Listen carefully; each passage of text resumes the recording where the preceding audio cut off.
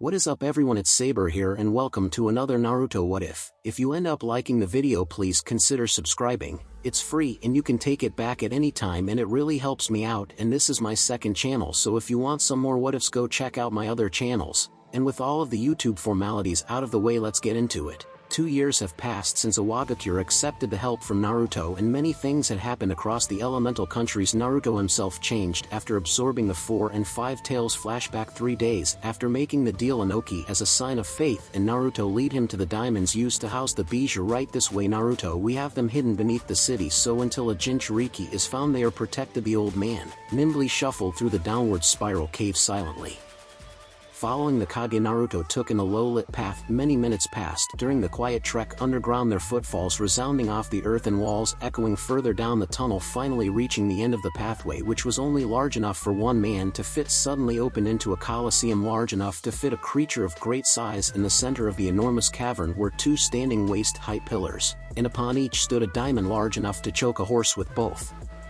Demon and man stood before the sizable gems. Naruto broke the silence. May I take them now or wait till I have fulfilled my end of the bargain? Stroking the white goatee, Inoki mulled over the decision. From the information Kazuki provided, refusing the limitless demon would be foolish, and why not keep Naruto happy and enjoy his stay in Iwa? Never know when they could use a hand. I see no reason to deny you. We agreed to take them as a show of faith. Naruto thanked the Tsuchikage and laid his hands upon the container for Yanbi. Lifting the diamond from its setting, he began to flow his yukai around the inscriptions, probing it for a way to rip it open and drain Yanbi before it could react. Slowly the etched grooves made into the gem began to glow with the increasing amount of pressure Naruto was exerting onto the prison. Finally opening his eyes, he found the release and took hold of the metaphorical edges and tore a hole through the seals, and let the bijou work to escape like a punctured bucket filled with water. The crimson yukai sprang from the tiny hole made in the seal. As the yukai began to pool and reform, Naruto began the process he had used to remove chakra from Sakura permanently. Roughly half of the yukai spilling out was filtered into Naruto, and with Yanbi, a being of pure energy, its strength and size was diminished greatly, fully escaped and reformed. The once mighty 100-foot-tall 4-tailed gorilla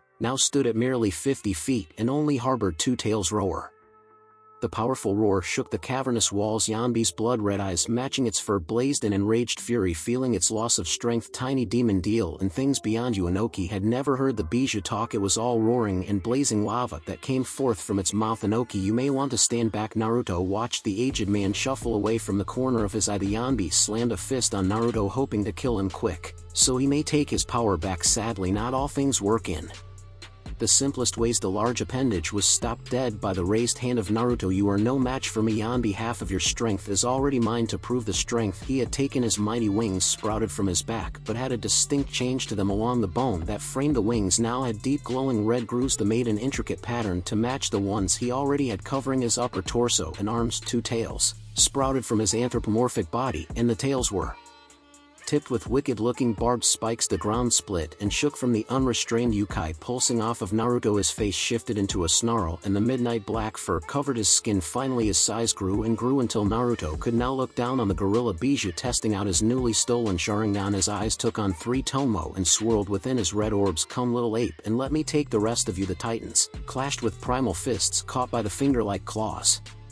tipping Naruto wings. Naruto was handicapped within the confined space. His wings could not fully stretch to get more leverage in his blows, but his strength compensated. Yanbi allowed Naruto to hold his weight as he shifted a foot to grasp the throat of his attacker, throwing the bijou away. Naruto avoided the foot and watched the tailed gorilla smack the ground with its fists, and roaring to pump itself up, the beast charged forward, throwing fists first meeting the thickened wings with a thud. Pushing off the wings, Yanbi threw itself over the defense and onto the back of Naruto. I got you now, pathetic demon. Wrapping his muscled legs around Naruto's chest and an arm around his neck, the Yanbi prepared to force a separation between the bat demon's head and the rest of his body. Feeling the tissues and ligaments strained to hold against the ape's mighty strength, Naruto lowered his body, appearing to accept defeat. While the Yanbi was thinking of victory, he failed to notice the low roof above. Smack!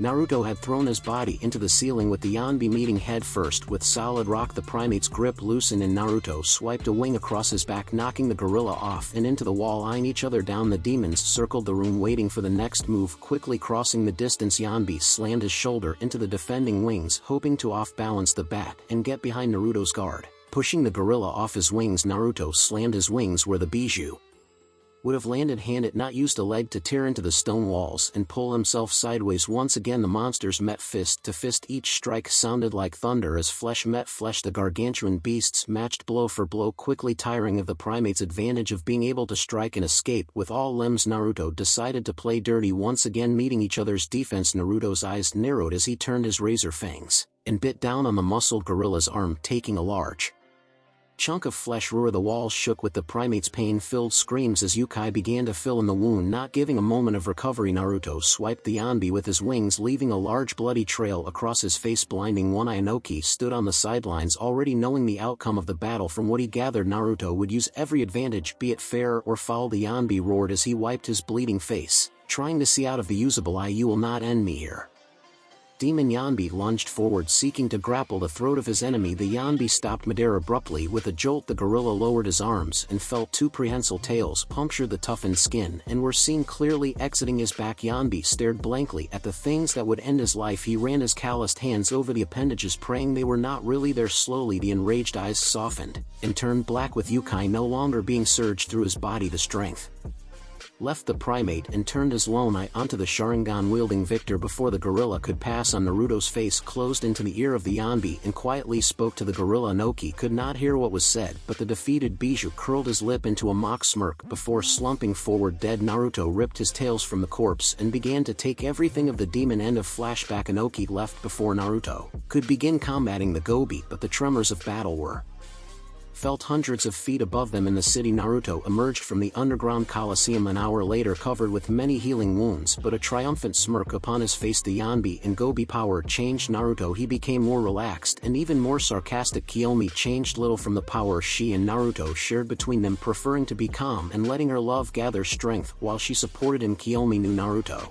was a strong warrior, but he had one major weakness, and that was his compassion. Sure, he had been merciless gathering their time in Makio, but he held deep emotional scars from the ordeal and would never fully overcome the memories. Even years later, Kiyomi still had the odd nightmare of Naruto losing control. Like in Makio, Mei learned plenty of new Yotan jutsu from the resident lava users, one of them being the innovative granddaughter of the Tsuchikage Kuratsuchi herself. Both women used their abilities in unique ways, and they adapted the strengths of each other's styles. Mei had wielded her lava to be used more like a superheated liquid to coincide with her being from Mizu no Kuni, while the users of Awagakure employed it at a lower temperature to be thick and sludge-like. Awagakure as a whole had benefited from the presence and helping hand from the trio, be it from the agriculture with crops producing upwards of thrice the harvest, the medical knowledge shared to promote strength among the young and old. Moral across all of Iwa no Kuni soared, with Naruto being the face that spearheaded the countrywide turnaround. While Iwa thrived and strengthened over the years, High no Kuni suffered from their expansion, with Iwa now producing far more vegetables, fruits and grains than their population consumed. They decided to spread their wealth and prosperity to surrounding areas. High no Kuni had the market cornered on many of the fruits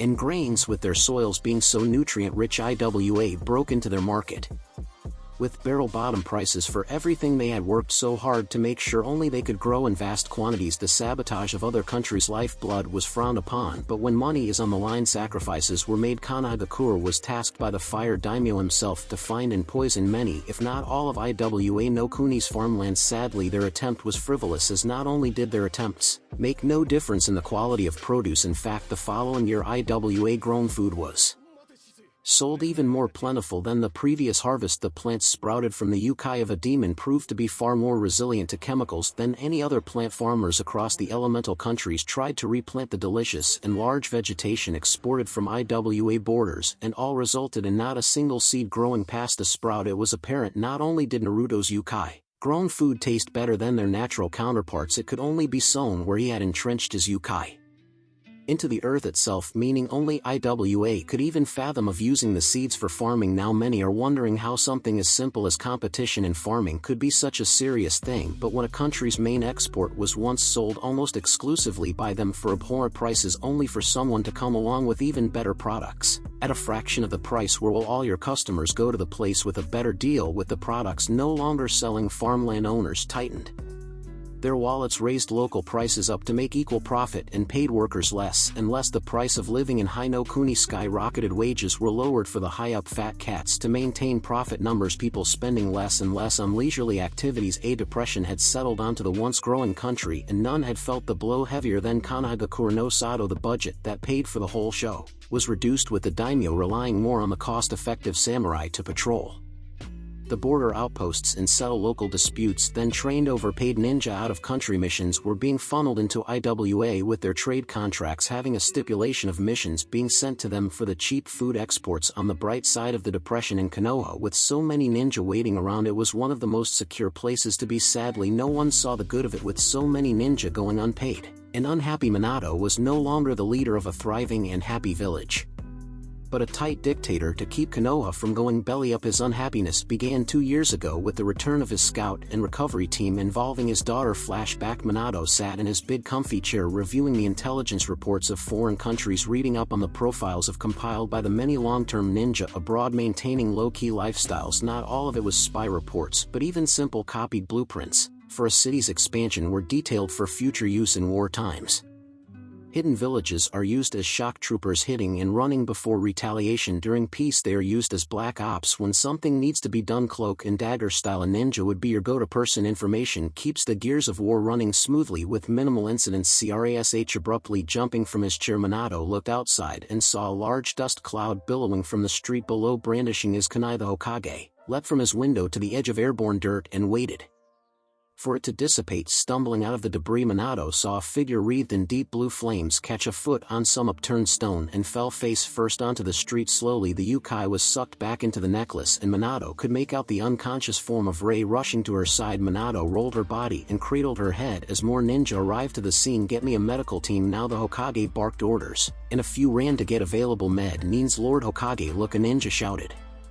Sure enough, as more of the dust settled, 3 more bodies were made out. Sasuke, Sakura, and Kakashi all lie motionless on the ground with red bandages oozing blood from the latter. With the medics arriving, Minato placed his daughter onto a stretcher and flashed to his student's side. Kakashi, you still there? The yandere propped his head up and checked his carotid for a pulse. Feeling the slow and weak thump of the blood moving, he checked on his student. Sasuke appeared to have no physical ailments. He was simply out cold, while Sakura had a large bruise forming across her cheek. Otherwise fine. More ninja and medics arrived to load up the injured and unconscious before flickering to the hospital. A few hours later, Kakashi was stabilized. The other 3 were checked out and were just waiting on them to awaken. A doctor wearing the typical white coat and greenish scrubs beneath exited the patient ward to find the Hokage leaning patiently against the walls. Lord Hokage, all 4 have been checked and cleared with a clean bill of health. We would like to keep Kakashi overnight to allow time for the new tissues to integrate properly. Nodding his head in assent, Minato was happy the team was going to survive and he would be able to ascertain the identity of whoever caused this. Thank you, doctor, it is good they came out alive. Before Minato could leave, the doctor spoke up again. There was something strange with patient Sakura Haruno.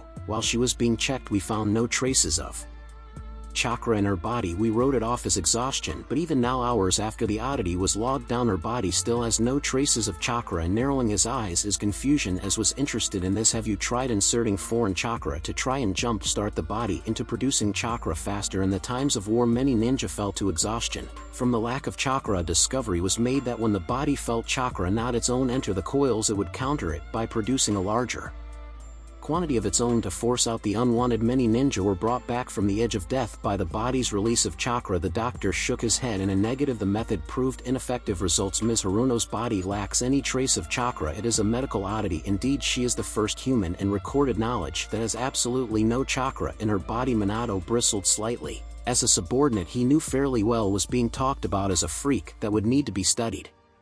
Continue to monitor her condition and alert me to any changes in the problem. Anything else? The man of medicine stroked his chin and thought no other conditions stuck out during the routine checkups. Your daughter has been stirring. She may awaken soon. You can wait in her room if you would like. Thanking the doctor, Minato walked into Rei's room to find her wiping her eyes and stretching a bit. The father smiled at her being up already. It is good to see you were uninjured, Rei. Returning the smile, Rei was about to speak up before her father cut in. Rei, I need you to tell me what happened out there. Who did this to you? And the team averting her eyes from him, she fidgeted with the edge of her blanket, gathering up courage. She looked dead into her father's eyes. It was Naruto. What did you say? Minato gave her the slightly cocked head look like she had said something crazy. Tearing her eyes away from her father, Rei repeated herself. It was Naruto who did That to the others. Minato's eyes widened marginally. You found him, nodding her head in agreement. We were on our way back from Kumo when we came upon an area that looked to be clear-cut, and my necklace responded to the chakra used to cut all the trees down. We ran west into Frost Country with the guidance of the necklace, running late into the night trying to catch up to Naruto, and we did finally find him shortly after daybreak the next day.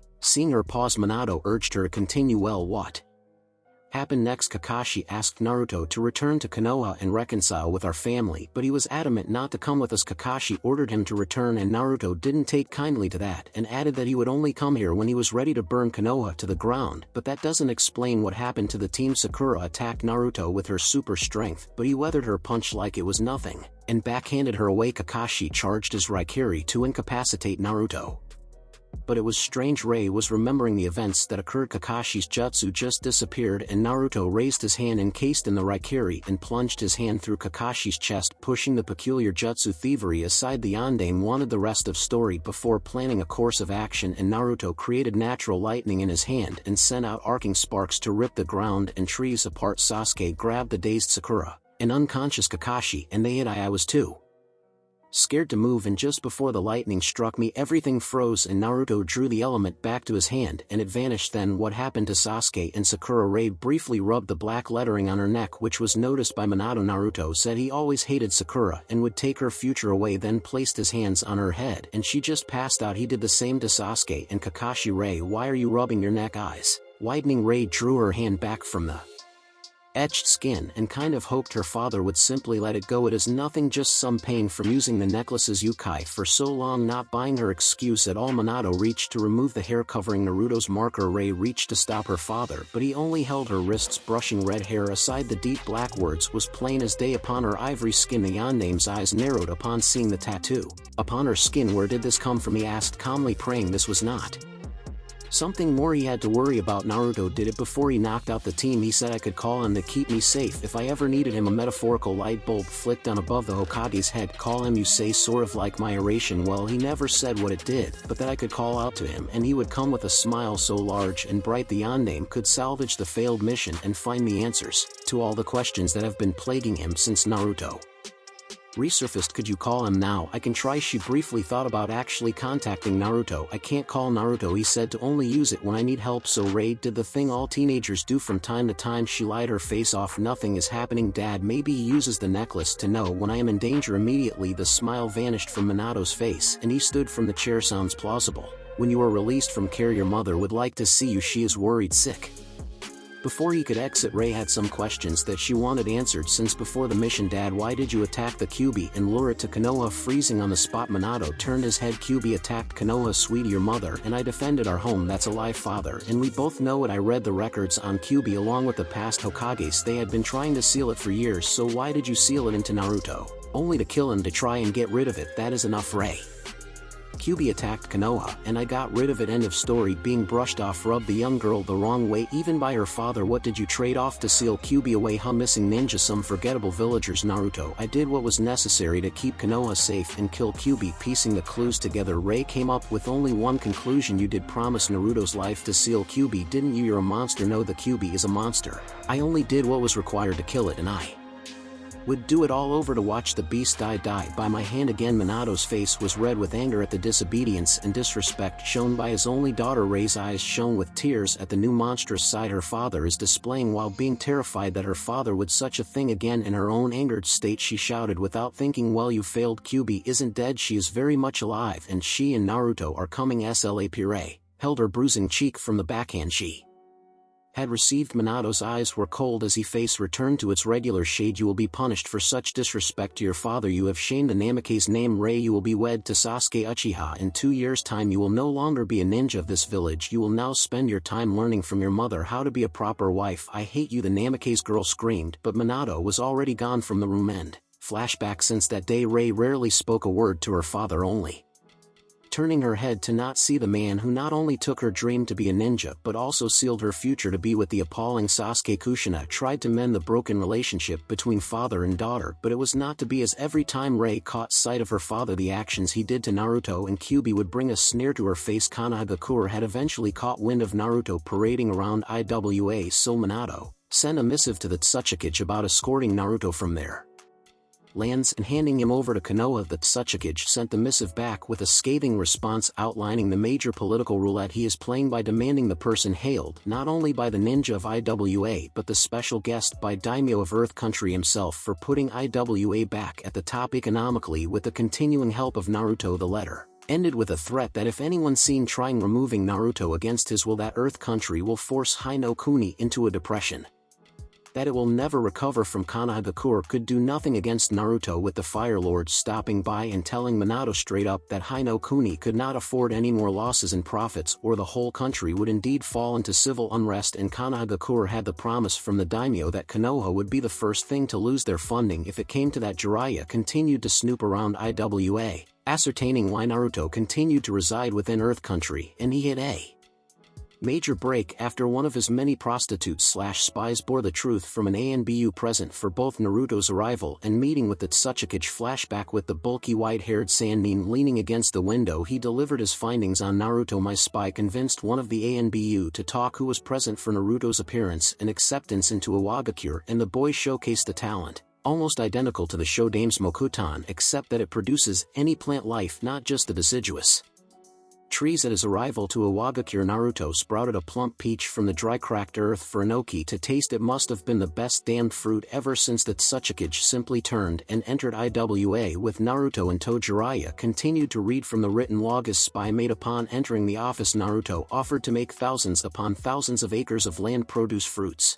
and vegetables of highest quality with very little needed for said produce to grow. In return, IWA would present the Jinchuriki, or lead him to the 4 and 5-tailed beasts. The Sannin skipped a few paragraphs, merely paraphrasing the discussion for the fairness of the trade till he reached the end. Naruto offered not only his agriculture miracle but Tsunade's secrets and strength and medicine. Minato was not pleased at all. The report from the scouting team said Naruto touched their heads. Could he have figured out a modified version of the Yamanaka clan abilities? How would Naruto know anything of Tsunade? She never taught anyone outside of Shizen, and the Haruno girl. Jiraiya did not look pleased at the possibility that IWA could know so much about his teammate. Minato decided to voice his suspicions. Whatever Naruto did to Sakura and the others, he could have gleaned the knowledge, and seeing as IWA has not kicked him out, and sightings of Tsuchinin throwing things around like Tsunade, it appears that he was telling the truth in the offer. This will be terrible news to Tsunade. Not only knowing Naruto is alive, but her famous jutsu is now one of Iwa's basic taught techniques. Jiraiya knew he would be the one to tell Tsunade the bad news, and it would only hurt her nowhere near as much like when they lost their toddler in the Kyuubi's retaliation. But her life's accomplishment was now common knowledge to their enemy. Minato looked directly at his sensei and spoke. Jiraiya, I need you to contact your students and tell them to accelerate the plan with Naruto now.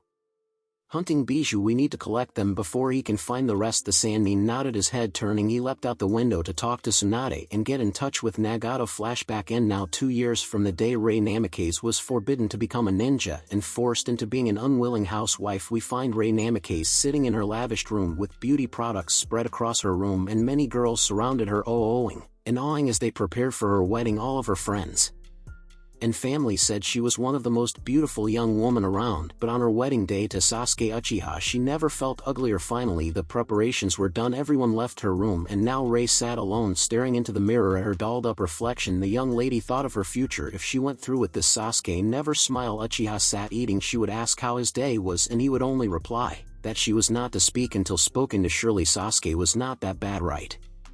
She was exaggerating to herself. Next she imagined what her honeymoon would look like, and only a repeat of their first date filled in the gaps. Rei Namikaze cried for the first time out of sadness in years. She knew her life would be terrible and isolated if she was to marry the self-absorbed man, but how could she escape this? And her father, her eyes lowered till they rested on the sea blue jewel resting between her bust. Naruto, he would help. She could call him, and surely would take her away from this prison, and she could travel with him. Naruto, please, I need your help. Nothing happened to indicate her call was answered. Rei tried again. Please answer me, I need you once more. Nothing happened. The Namikaze continued to cry, feeling truly alone. Now more than ever there was no more time to stall. She would have to face what is really happening today. Rei would no longer be a Namikaze but an Uchiha. Rei stood and smoothed out her strapless white beaded ball gown styled wedding dress and tucked A few stray red hairs back into her woven bun twirling on the spot she saw her tattoo had been covered with a lot of products to hide it. Finally she left her room for the horse-drawn carriage that would take her to the public gardens near the east walls of Konoha. Traveling through the streets of the city, many people cheered and waved. It was a festive occasion for everyone as the princess of Konoha would marry the prince of the Uchiha. Stores and houses had decorated everything in streamers of orange and white, with people all milling towards the gardens in hopes of catching glances at all of the famous and well-known ninja and high-up civilians attending the upscale event. Stopping outside the gates to the wedding ceremony, she was ushered in and the music started, signifying that she would be walking on the aisle. Ray's heart beat faster and her pupils dilated. She was terrified. This was not what she dreamed for herself. It was a nightmare. She never wanted 20 steps till she reached the altar, with her father being the man to wed them. 15 to go. Ray started to sweat. 10 more. Her mind was screaming to run and never look back. Please Naruto, for all that is good in the world, answer me. I need your help. The makeup covering Naruto Mark began to melt and run away from the lettering. The assembled began to mutter amongst themselves as it began to radiate light. 5 more steps to the altar when a whistling sound was heard. Everyone no longer focused on the radiant tattoo but the high-pitched squealing that had everyone covering their ears. Louder and louder it grew till finally everyone had a sonic boom. What is that? A random man shouted, pointing to the sky. It was a purple ball that grew larger the longer they stared at it. It's coming right at us. Another shouter. The crowd began to scramble and escape whatever the flying object was. Soon enough everyone was at a distance, all except Ray. She stood watching it move, and she felt her pendant grow restless the closer the purple object got. It was Naruto. She could feel it. I knew you wouldn't abandon me. A smile broke across her face and she spread her arms wide open and the purple flame crashed at her feet. Dust and debris was strewn across the gardens, leaving a heavy cloud that obscured the vision of all the spectators, but as it was settling they made out the spotless form of Ray throwing her arms around the neck of a shirtless winged man, who returned her hug with equal enthusiasm. I have missed you, Naruto, and I missed you too, Ray. Kiyomi smiled at the happiness she felt from Naruto. Don't forget about me now. Quickly letting go of Naruto, Ray grabbed hold of Kiyomi in a bear hug because she was so happy. I would never forget. Minato was the first to arrive back from hiding and he wanted some answers. Identify yourself. Stepping in front of the two girls, Naruto continued towards his father. Come on, how could you forget me? I never forget. I do know you. Chuckling, Naruto took more steps towards Minato. Deep blue Yukai swirled around Naruto, changing his body till he stood only a few feet from the yondaime, except now he looked like he did when he was 15 at his execution. The orange jacket was open with no shirt beneath as it was during his death. Do you remember me now, father? Time skip. Sun blazed hot above Konoha, forcing many to seek shade from the scorching heat. One such individual who bore the temperature was none other than Tsunade. The blonde Sannin hummed a simple tune to herself while she tended to the large Senju gardens. It seems great-grandfather wasn't the only one with a green thumb, and to give evidence to her thoughts, the massive plot of land was lush with green plants and littered with flowers of every color. Tsunade had never once regret leaving the ninja service. She now spent her time gardening alongside talking with Shizen and Ray Namikaze. The stress of teaching was no longer present, and having people no longer depending on her made her feel serene amongst her flowers. But just as suddenly her smile turned sour and fury was clearly etched upon her face. I thought I explained clearly enough what would happen if you came near me again. Jiraiya stepped out from behind one of the green-covered arches. Tsunade, I bring bad news about Naruto. Laughing lightly, Tsunade wiped some of the moisture from her brow. I couldn't care less, Jiraiya. Ninja problems no longer concern me. I am happy not knowing whatever it is you want to discuss, and it involves your strength. Quirking an eyebrow, the woman with ample bosom shifted one hand to her hip. What possibly could you have to say that would dissuade me from pounding you into a body cast? Easy now, princess, you may want to sit down. Not budging, Tsunade wanted the man to spit out whatever he said and leave her in peace. I prefer standing. You have 10 seconds before I start swinging. Okay. It has been reported that several IWA ninja have been displaying feats of great strength. 9, and they only started showing up around when Sakura had her chakra removed. Tsunade glared harshly at the mention of her ex-student. Once that selfish pink-haired could no longer learn medical techniques, she fucked off, not even stopping by to say hello to her old teacher. Ungrateful little wretch, you just lowered your time to 5 seconds. We believe Naruto had learned something akin to the Yamanaka mind-reading abilities and stole all you taught Sakura and relayed those teachings onto their ninja. Tsunade stopped cracking her knuckles for a moment and thought about the turn of events. With so many ninjas successfully using my strength even to a minor degree is astonishing. I must commend them on that feat. Now do you see, Tsunade, you must become a ninja once more to stop him from spreading your secrets. Jiraiya knocked her from the reverie, clearly thinking she would jump at the chance to prevent her knowledge to be spread. I could care less. Jiraiya Tsunade could visualize the dedication those IWA ninja portrayed. Being able to use her super strength for combat after only months was incredible. It took Sakura a year before she could crack wood with the lightest of swings. Jiraiya's eyes were the relative size of a tarsier caught by surprise. You're not mad that Naruto stole your secrets and spread them around IWA for his own gain? Tsunade quirked a smile. Why would I be angry? Not only did my abilities become famous, they are now a common thing. She let a few chuckles go. So many in IWA picked up the use so quickly, given they were third-hand taught and not even complete. I am probably more well known there than your student. The Toad Sage stared at Tsunade like she had just swallowed one of her slug summons. You can't be serious, Tsunade. Your life's work was stolen from you. How can you not be angry? Because if I croaked here and now my everything would die with me. Sakura could not pass on the knowledge, and Shizen was never interested in learning the more combative side of medicine. At least I am famous throughout IWA for something now common among the ninja like kunai. Jiraiya felt a severe anger twitch threatening to start on his eyebrow. Then release your techniques here in Konoha. Teach a few more people to fight like you do. I already swore off teaching Jiraiya, so no. Tsunade flippantly waved him off and began walking away to have some lunch. Quickly the white-capped Sannin reached out and grabbed a hold of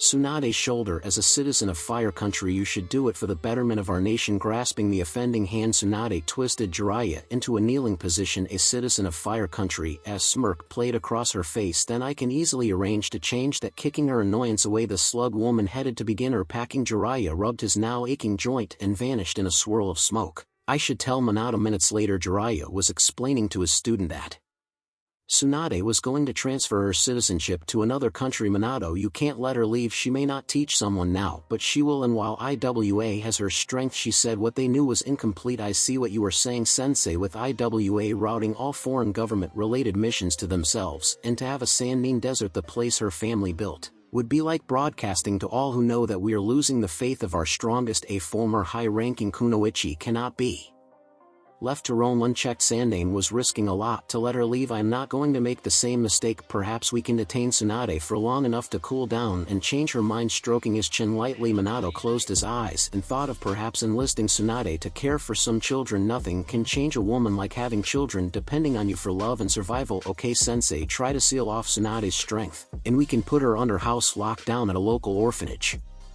Those pleading eyes will do wonders to change her attitude. For the first time in a while, Jiraiya smiled. He could keep his love in the village, and he could once again try and woo her. I gotcha, Minato. Send some ANBU who can handle the verbal abuse. She will be screaming bloody murder once I shut down her chakra. Giving a large cheesy grin, he went to prepare the sealing tags. Hours later, Jiraiya landed silently at the rear of Tsunade's abode, and made his damned hardest to prevent any indication that he was sneaking around. Passing through one of the doors, he found Tsunade hunched over on the couch, silently crying. Taking this as a sign from the gods, he prepared the sealing paper, and just before Jiraiya slapped one across her back, he was caught with a backhand courtesy of Tsunade. The blonde Sannin had dropped a picture frame upon her abrupt and hastily thrown punch. What the fuck are you doing back here? Before Jiraiya could respond, she spotted the inked paper lying harmlessly on the tatami mats. Snatching the paper up, Tsunade studied the lines briefly before figuring out what she was looking at. You unbelievable bastard. Now Jiraiya had sported many injuries throughout his life from Tsunade, and almost all of them were just love taps compared to what hell. She unleashed a kick to the ribs, smashed Jiraiya through two adjacent walls before rolling to a stop on the roughed up grass. But the slug woman was not done. The arrogance to even try and seal my chakra. Did you think you could just lock me up because I didn't go along with your plan? It was for your own. Jiraiya was interrupted by a right hook, sending him a few inches into the ground. You think you know what was for my own good? Raising her leg, she prepared for a heel drop when she dodged a hail of marked kunai. I am surprised you didn't show up earlier. Minato could have saved your sensei a beating. Standing regally with 4 ANBU flanking him, Minato let his Hokage's robes billow with the slight breeze. Tsunade, as Hokage of this village, I cannot let a security leak such as yourself to leave freely. Security leak? I don't know what you are talking about. I had traversed Fire Country. Nothing has changed since crossing his arms. Minato leveled Tsunade with narrowed eyes. With Konoha barely above red, we have every village vying to end us and usurp our position. I am recalling you into service to inspire confidence in both our clients and ninja. Accept this or you will be detained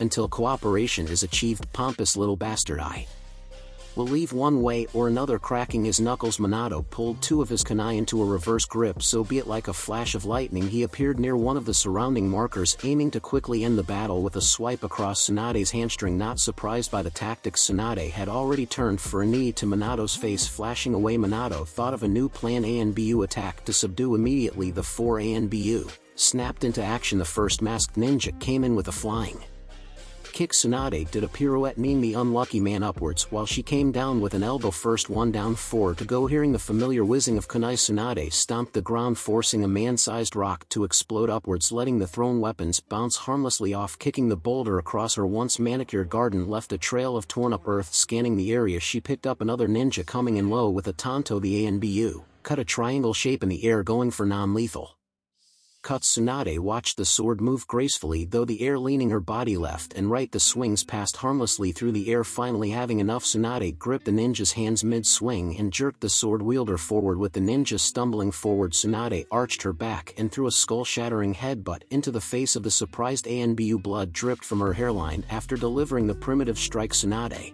was breathing deeply after the short but extremely energy-consuming exchange. You're gonna have to do better than that to slow me, Minato. Only 2 ANBU stood while the others lay limp on the cold ground. See, Tsunade, you are an exceptional ninja. Please reconsider and just start teaching medics. You can have all the students you want differing to you for everything. Take your offer and shove it, you little brat. Minato sighed deeply. You never make things easy, Tsunade, but you will not escape your responsibility. Pulling loose a scroll from his billowing robes, the Yondaime began spraying the entire area in his kunai. Now there was at least 1 kunai every 2 yards. Tsunade could tell she was in deep shit now. With so many places for Minato to appear at, she could no longer predict areas to strike or block at. With a deep breath, Minato began his instantaneous assault. Appearing behind the Sannin, he brought a kick across the back of her legs, flashing again a strike to her left kidney, downward elbow to a shoulder, uppercut to her ribs, lastly a straight kick to her chest sent her flying into the broken wall of her home. All these attacks happened each at a fraction of a second. Like an explosion, all her pain receptors activated, shocking Tsunade's system. Blood seeped from her mouth and wounds, and she could feel the blood pooling from a ruptured kidney. Tsunade grimaced, knowing that she would not be able to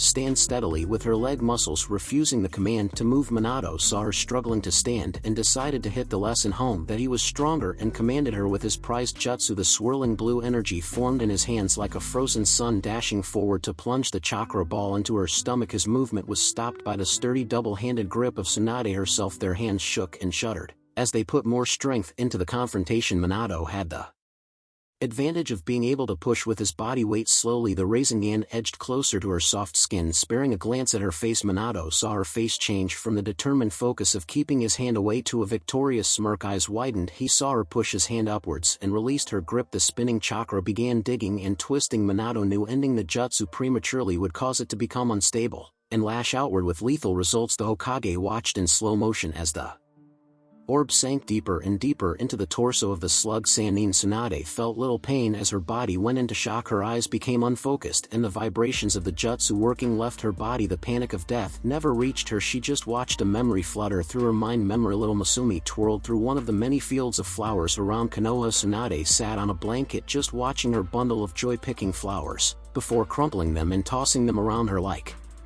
confetti. Mommy, where's Daddy? The big curious eyes tuned on to the caught off guard Tsunade. Oh well, sweetie, he is a ninja of great power, but he always works far from the village and never has time to visit. The pale blonde girl tilted her head slightly as if the new angle would help her understand. Really? Then I'm gonna become the greatest ninja and make Daddy come home, the little girl declared loudly before snatching a little sandwich from the picnic basket and rushing off into the flowers once more. Hey you little monster, no eating and running at the same time. Tsunade jumped up from her spot and started chasing her little girl all around before lunging and wrapping her in a protective hug and rolled along the ground. Coming to a stop, Tsunade held Masumi to her chest and she lay on her back. The child, filled with energy, shot her head up with an intact sandwich in hand. That was fun, Mommy, let's do it again, she yelled before taking a big bite of bread. Mustard covered both of her cheeks. Hold still, what will I ever do with you? Tsunade wiped the condiment from her child's face and licked the condiment from her thumb. That's gross, haha, you're so cute, I love you, Masumi. Tsunade said tenderly, I love you too, Mommy. Memory. And Tsunade felt everything go cold and she slipped into the never-ending darkness. Masumi, she uttered with her last wispy breath. Minato withdrew his arm. His arm was soaked with the life liquid and his face, hair, clothing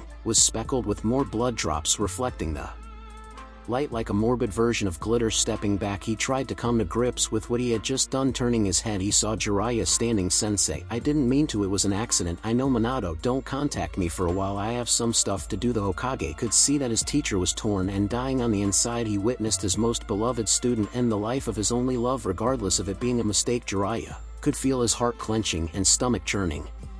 Painfully moving slowly away, the white-haired man suddenly fell to his knees and threw up. Jiraiya, hang on, Anbu, make sure no one enters here. I have to get Jiraiya to the hospital. The elder man felt tears crawl down his face. He had never cried since Tsunade told him to never come around again. Slowly bringing a hand up to feel the salty tears, he drew his fingers back and watched them drip off his fingers. Soon those stray drops were followed by a raging river of more as they soaked the grassy bile covered ground. Jiraiya could feel his student have an arm around his shoulder shouting something, but it all became a dull white fuzzy noise to his ears. The Sannin's senses withdrew themselves one by one. He no longer felt, no longer heard. Looking up around the silent world, things that should make sounds were mute, and the hand upon his shoulder he should feel. Looking back down at the grass, the single blades began to blur, mixing and becoming dimmer. Slowly the world darkened until black consumed him.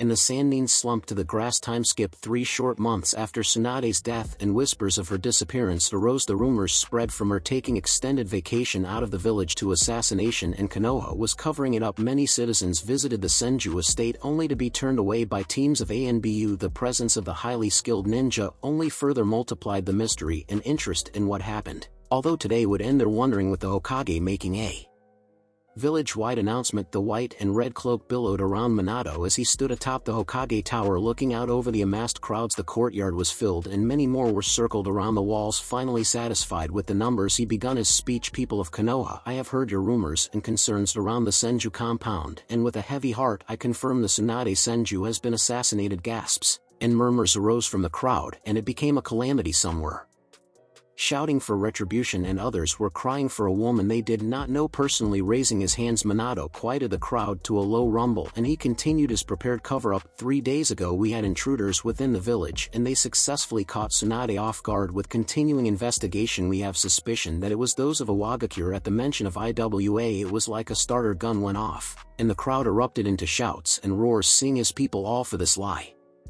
Minato could easily keep this away from himself and hopefully slight IWA in the process until physical evidence has been uncovered incriminating IWA. We cannot retaliate, but we shall pursue all leads until we find those to blame. Approval from the crowd was heard, while many looked more determined to reap their own justice, and Minato had nothing against letting them work harder, but he would have to keep a close eye and make sure nothing could be traced back to Konoha. With the announcement over, Minato left his cloak swishing in a fanfare to his exit and returned to his familiar office holding his head. The Yondaime did feel deep regret and guilt for ending the life of Tsunade. Not only was he the one to end the Senju, he also killed the only love of his sensei. Thinking of Jiraiya, he reread the diagnosis for his father figure, and all of the doctors said he was of perfect health, but his mind refused to awaken. Tossing the papers aside, Minato looked back on the time since this supposed Naruto returned, and Konoha had significantly declined, Rei refusing to speak to most people, losing a third of the missions to IWA, the daimyo pulling some funds to cover for the depression that gripped the country, and finally Tsunade's death. It all lead back to Naruto uplifting Earth Country. TCH, I cannot touch IWA yet, but with the Uchiha funds soon to be donated, I will at least be able to cause some problems for them. Running his hand through the shoulder-length blonde hair, the Yondaime finished the final touches, forging investigation papers and orchestrating the false assassination. Minato finished the final false document and placed the stack of papers within a file for his secretary to pick up. Feeling tired of the office, the Yondaime made his way for the exit. Stepping out of the Hokage Tower, Minato felt the sun warm his face, and he casually strolled down the market street. In his aimless wandering, the Namikaze made his way to the hospital and decided to check on his sensei. Waving off the nurses and doctors who greeted him, finally he had found Jiraiya's guarded room and entered with not more than a nod to the guarding ANBU. A deafening silence met his ears that was only broken by the rhythmic beep of the heart monitor indicating Jiraiya was indeed alive despite him being motionless. Taking up seat next to his sensei, Minato just looked at the face of the man he caused so much pain. Sensei, I know you can't hear me, but I am sorry for what happened. It was not supposed to go that far. I cannot undo what I have done, but I hope that you can pull through and forgive me." He lay his hand upon the arm of the sage, and almost immediately the heart monitor jumped quickly. The beats per minute soared from the resting 37 to a dangerous 180. Jiraiya's blood pressure equaled the intensity of his heart rate. Blood began to seep from his nose. Minato jerked back and began hammering on the red call button for help. Nurses and doctors flooded the room and began checking the readings. Minato did not see much as two nurses hauled him out of the room despite his status as Hokage, and he knew for the health of Jiraiya to just listen to them. Fear was all Minato felt for his surrogate father. He knew enough that the numbers he saw flashing red were nearing lethal heights. Deciding that waiting around the hospital was too unnerving, and Minato could tell that it was already into the evening. Home was probably the best place he could go. Minato stepped through the threshold of his estate. He was met with his two remaining children involved in what could be considered the apex point of anger. Rei was hyperventilating in anger, and the beginnings of the pendant's Yukai could be seen from the slight blue mist that flowed from her eyes and disappeared into the air. Taiki was standing off with his shoulders squared and expression a cold sneer firmly in place. "You are pitiful, Rei. You shame the Namake's name so much that father removes you from ninja service. Hopefully the Uchiha doesn't realize that until you're wed and no longer dragging the name through the mud. I will never marry that asshole. I would rather go to IWA." Minato decided to intervene before his daughter got too far along with that idea. "Rei, Taiki, what are you two doing?" Taiki turned his gaze to his progenitor. Rei was trying to sneak out. I merely stopped her and was accosting her for trying to do so. "Is this true?" Rei gripped her fists tightly, trying to suppress the warm embrace of the Yukai fueling her strength. "I was going to meet some friends when this asshole here stops and insults me." Taiki scoffed at his sister. "It is hardly an insult when it's the truth." Rei lunged at him. "Shut up," easily avoiding his out-of-practice sister. With a swat of his hand he had her on the ground, and Taiki quickly twisted an arm to keep her still. "See, shameful as always. I feel sorry for the Uchiha. He will spend the rest of his life having to put up with you." Rei's lips stretched into a snarl. "Get off." Taiki only laughed. "Get off now." Blue Yukai exploded from her body, throwing her hapless brother into the adjacent wall. Rei stood up, wreathed in the rich Yukai of her brother, and stared with the same red eyes. "Come on, Taiki, stand up. You wanted to trade verbal blows. I rather hit you for real." Taiki grabbed his chest and he breathed deeply after the wind was knocked from him. "No witty insult." The young Namake's grinned, and the Yukai mimicked it with a sinister rendition. "What has happened? By now you would have said something. Do I scare you, brother?" Rei had the chakra cloak in full, the ethereal wings and claws at her command. She felt like she could take on everything, and when Taiki looked to his father and saw him snap into action, Minato landed between his children and stared the now taller Rei down. "Stand down, Rei. The use of that Yukai is forbidden." "What?" Taiki was just asking to fight now. "I am all pumped up, and you try to stop us now." Lightly smacking her father out of her way, she marched towards her brother. "I am not done with him yet." Minato landed pivoting on the ball of his foot and shot off to stop his incredibly strong daughter. "This is your last warning, Rei. Dispel the chakra and go to your room." "I thought implied not to get in my way." Rei reached out with the blue chakra claws and gripped her father. "You can wait until Taiki apologizes." Rei raised Minato above her head and threw him into the wall behind her more forcefully to get her point across. Taiki stared wide-eyed as his sister stomped the short distance slowly, as if to prolong the fear he felt. Rei let out a blue claw and Taiki quickly rolled from its path. The claw smashed into the wall and tore deep enough to be excruciatingly painful. If it were to hit, Rei was barely phased that she missed and simply dragged the Yukai through the wall, leaving a gaping trench in it. Taiki jumped from his spot towards the exit. He nearly made it until the Yukai streaked through where his chest should have been, changing direction. He didn't get to move far until his sister and her claws wrapped around his chest, lifting him from the ground. Rei smirked at her brother's expression. It was like death stared into his soul as she pressed him against the wall. Rei started forcing his chest to compress against the wall, and the air was forced from his lungs. Taiki started wheezing, gasping for breath that couldn't enter. "What did you say?" Taiki, a devilish grin was spread across her face. She leaned and closer to hear the words was trying to form. "I can't quite hear you. You're gonna have to speak up." At the apex of her voice she pushed her brother right through the wall, and Taiki bounced across the grassy yard, rolling to a stop. Rei stepped out of the hole, making it larger as she forced her wings through. "You said I was the shame of the Namake's, correct?" Kicking him further across the yard. "If I shame the clan with my weakness, then what does that make you?" Rei stepped to his body and rolled him onto her foot, flicking him upwards. She let a shattering punch propel him into a tree. Taiki lay curled at the base of the tree, feeling the numerous broken bones he received from her attacks. "Where's the bravado now that you can't win? Speak the fuck up." Before Rei could continue her brother's beating, Minato arrived with his cat masked Anbu. Tora restrain her immediately. Wooden totem poles burst from the ground encircling her. Pieces of the Yukai cloak began to disappear within the wood, leaving Rei's pale flesh behind. No, I am not done yet. He needs to learn you don't fuck with a demon. The output of Yukai doubled, bursting the poles into splinters as it reformed around her body, turning her red eyes to the ANBU that could stop her. She sped towards him, fist cocked, ready to rattle his brain. Minato stepped in her path and was ready to subdue his own little girl. You will stand down, Rei, before I am forced to use drastic measures. By now a crowd had gathered to watch the azure fire-wreathed woman stand off against their Hokage. Rei let her red iris jump from her father to the ANBU. Minato, hearing no response forthcoming, a flick of his wrist directed the Mokuton ANBU to circle around and take his son to safety. The pseudo-demon darted for the ANBU, dashing past her, but once again Minato intercepted her with an uppercut and forced her back with a Rasengan to her abdomen. Rei spread her wings, and abruptly her flight stopped and landed on her clawed feet. This has nothing to do with you, Dad. Just get out of the way and I will finish Taiki's lesson for the day. I told you already to stand down, and you disobeyed a direct order from your Hokage. You're not my Hokage, remember, Dad? I am not even a ninja. You had that taken from me. Her mouth widened as a torrent of flames burst forth, rolling away. Minato decided he couldn't allow her to spew of any more of those kind of attacks lest she injure one of bystanders. Pushing off, the Yonde met her with a fist only to hit the ethereal wings.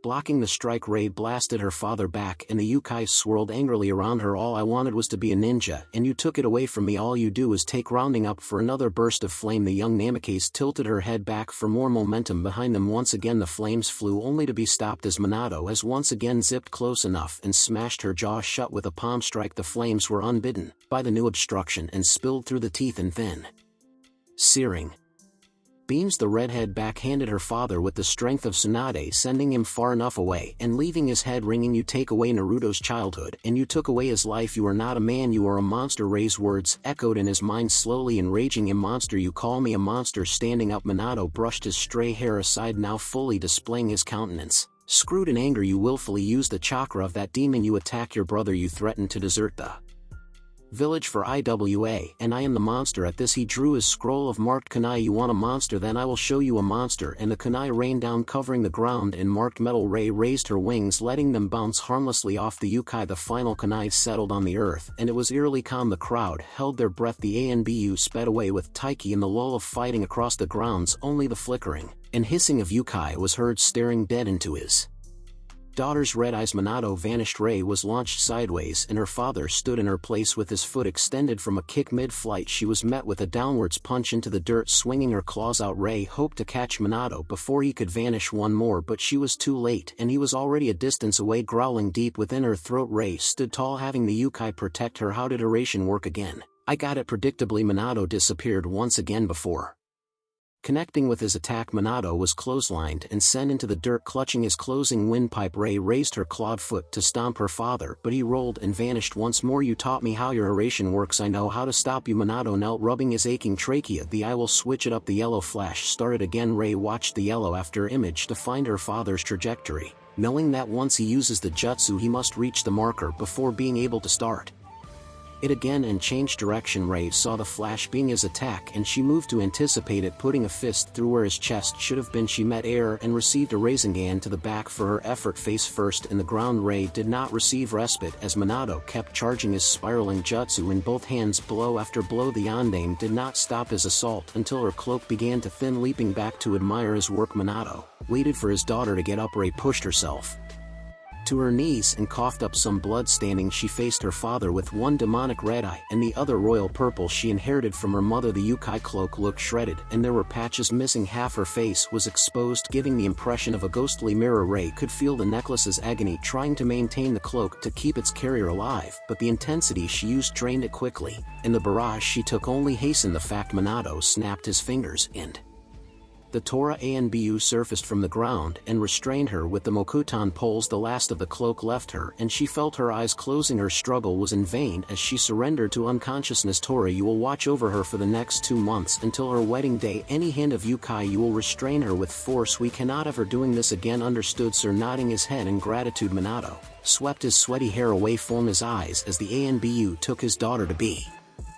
Healed once they left, the gathered crowd erupted into cheers and whoops of praise for his incredible skills. Feeling a smile come across his face, Minato could definitely use this moral booster. To the people raising his arms to the crowd, their volume increased to a deafening roar. Finally end flashback. Ha ha ha, wipe that look off your face, dear daddy. How could you forget me? You worked so hard to memorize my dying moments. Naruto's teen form morphed back into his present body and he blasted his enemy away with a thunderous punch. Minato tumbled ass over head across the dirt, landing in a crumpled heap at the feet of the reception. Kushina broke through the crowd, kneeling next to her downed husband, and brushed the dirt from his face and gave him a couple light slaps to wake him up. Honey, you have to wake up. Ray might be in danger. Slowly his eyes focused on the heavenly face of his wife and her words rung true through his head. Arg. Minato grunted from the dull pain of pushing himself up.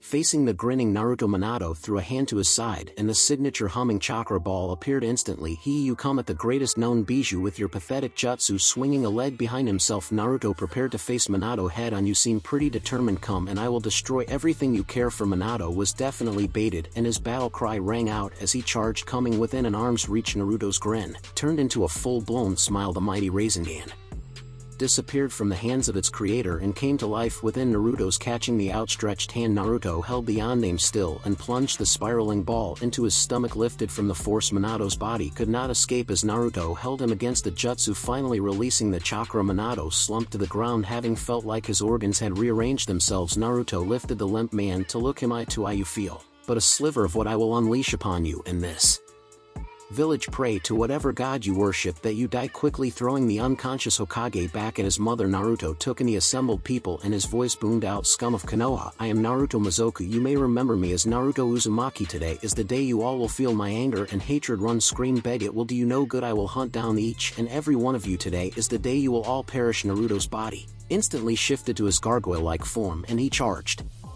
headlong into the crowd, starting the bloodshed with a spray of life liquid as he ripped a man limb from limb. Ray watched with green face as her brother ripped into those gathered for her wedding. Looking to the demoness, she saw Kiyomi transfixed with an excited grin as she watched Naruto tear each and every person down with ruthless efficiency. Speaking up, Ray caught the attention of her brother. Love, Kiyomi, can you take me home to get changed? Kiyomi tore her gaze from the beautiful sight of blood and truly took in the radiant Namikaze. Why would you want to change at all, dear? This is your wedding day. You deserve to look so pretty. The teasing grin the crimson-haired immortal wore implied that this would be an event she would never be allowed to forget. Before Ray could retort, Kiyomi continued, where's your house? The young girl pointed to the ivory-white building seen just barely above the rooftops. The eternal woman nodded and took hold of Ray's arm and vanished in a shunshin racing through the village. Kiyomi arrived to the house in seconds and dropped out of the jutsu with a huge grin. Ah, these human jutsu are so useful. Ray turned to run inside, but it seemed they had a tag along. Taiki appeared with his Jonin uniform on and a superior scowl on his face. Ray, what are you doing? The girl turned to answer, I am changing to leave with Naruto. Taiki's eyes narrowed as he stared at his traitorous sister. Then you will be detained and held for punishment until Kyuubi is defeated. Charging in, Taiki attacked his sister before striking. His hands were stopped with ease by Kiyomi appearing with a bored look. I am sorry, but Naruto and I have taken a liking to his baby sister, so you will have to go through me. Taiki leapt away to appraise this woman. So you were with the demon, then you will fall beneath the Namikaze just as Kyuubi did once before. Kiyomi's demeanor changed into an angry sneer. Yes, I owe Minato for that, but you will be a good start. Her dainty nails sharpened and she curled her hands into a tiger's claw. Before Taiki could realize what had happened, Kiyomi appeared before him and swiped her hand across his chest, tearing his clothes into ribbons and leaving 4 searing bloody trails down his torso. As Taiki was recoiling in pain, the demoness called to Ray, go gather the things you want, I will be done here soon. Nodding her head in acceptance, Ray hiked her dress up and raced inside, grabbing everything of value to her. Taiki ripped the torn clothing from his body and touched the bleeding wounds. Taiki's body was slim and toned, nothing like the cut and muscular godlike body Naruto possessed, but you could tell this man did not laze around. Taiki flexed his muscles and shook himself of his stupor. You caught me unaware, but that will be your only chance. Opening his hands, he hoped to take this woman alive since she was apparently important to the demon. The immortal and human kicked off meeting in a flurry of slashes and thrusts. Taiki aimed a strike to her shoulder and Kiyomi shoved the offending hand away from her body and awarded the man with 2 more sets of wounds on his ribs to match his chest. The fight continued for a few minutes with Taiki attacking while the demonist simply slapped the attacks away and gave him painful but purposefully glancing strikes. The skies darkened and it looked to start raining any moment. Both separated for a moment to recover and Kiyomi landed with grace and a huff of air while Taiki stumbled and felt each of the battle wounds screaming out in searing hot pain. Momentarily distracted by pain, Taiki never saw the immortal in his face until he looked into the blood-red eyes staring at him. Taiki couldn't move until it was too late, and Kiyomi's red-stained claws ripped down the right side of his face, leaving 4 deep wounds. Her claws caught his eye and blood erupted from the optic organ in a shower of gore. Taiki placed both hands over his mutilated eye socket and hunched over in agony. Kiyomi took full advantage and Spartan kicked him across the lawn. His cries of pain were heard from afar by the volume, and it was only matched by the maniacal laughter of Kiyomi as she was in a full-blown fit. "You may have that as a parting gift to remember me by." It was at this time Rei exited the estate to see her brother rolling on the ground in pain, and his shouts caused her ears to ache. Rei tried to ascertain the events,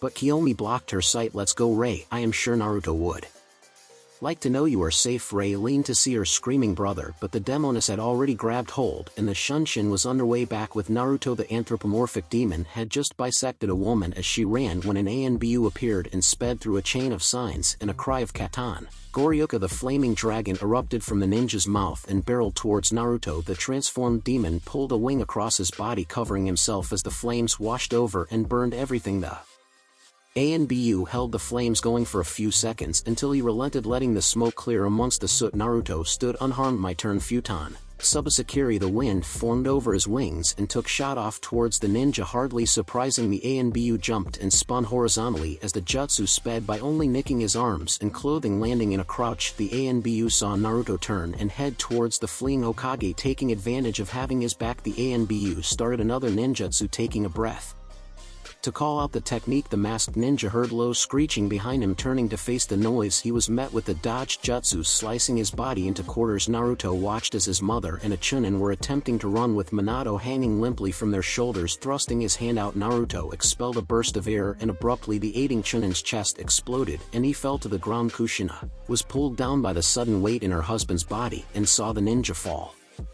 face first into the bloodied grass. Turning her head, she saw the Kyuubi nearing. Whispering and lightly slapping Minato, she attempted to revive him enough to escape, but it was fruitless. He did not rouse. Naruto stopped short of his target as he watched Kushina set the Yoname down and took a defensive stance in front of the downed man. Attacking Konoha was a big mistake. Kyuubi, you will go no further. What is with the hostility? Dear mother, no. Hi son, how has it been? I can see manners were not taught to the wife Hokage. The sarcasm rang clearly through the greeting. Would you kindly step aside and allow me to continue my work? I have no interest in killing you. Kushina, the redhead, narrowed her eyes. You have no intention of letting me leave. Even if I let you pass, you caught on to my lie. I must work on that. Ha ha ha. I will stop you here and now, Kyuubi, just as we did 20 years ago. Naruto stopped laughing and sneered at her. There is no stopping this. Everything that has happened was because I forced it. His arms swung out to indicate everything around them. Your mission's no longer as plentiful. The daimyo taking your funding. It was all my plan. This wretched place felt a minor degree to what I felt while human, but my plan does not stop with simply killing you. Naruto took his eyes off Kushina and took in the beautiful sights and smells of the battlefield. Once I have leveled this village,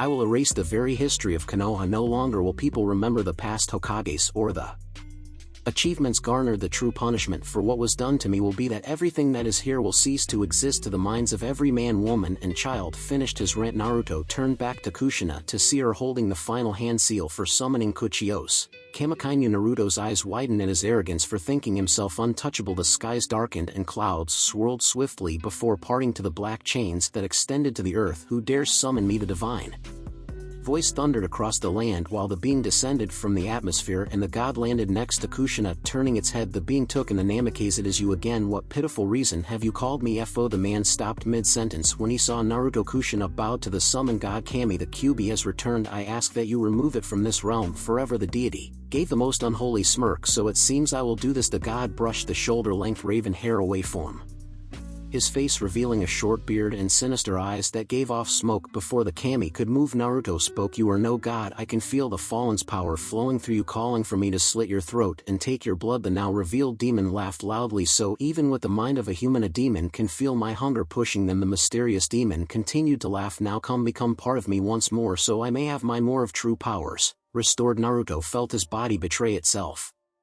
As it willingly released the power he had gathered, Naruto's mind raced to figure out how this was happening. Who is this demon? I have no recollection of this from any memories I absorbed. His hunger, true powers. Naruto remembered Kiyomi's brief history of how the demons came to be. All demons are drawn to fight and consume the blood of their brethren, to become the deity once more. Many have overcome the urges to consume solely for the purpose of reforming the god. Eyes widening, this demon was the true god. He is the broken one. Naruto saw Kiyomi appear with Rei, and she too fell to her knees, and her power was siphoned away. The broken one laughed louder after Kiyomi's power began to flow into him as well. Haha, you have gathered so much in the short time. The god closed its eyes as it reveled in the restoration. Suddenly the god opened his eyes in fear. I must hide. The drain on the demon stopped, and the fallen sneered at them. You are lucky. I am not yet strong enough to fight another god, or I would finish this, but they cannot know I am reformed. A void portal opened behind him and he vanished. The demon duo collapsed, feeling significantly weaker. Naruto eyed the ninja appearing to mount an offensive, pushing himself. Naruto took hold of both women and fled with a shunshin.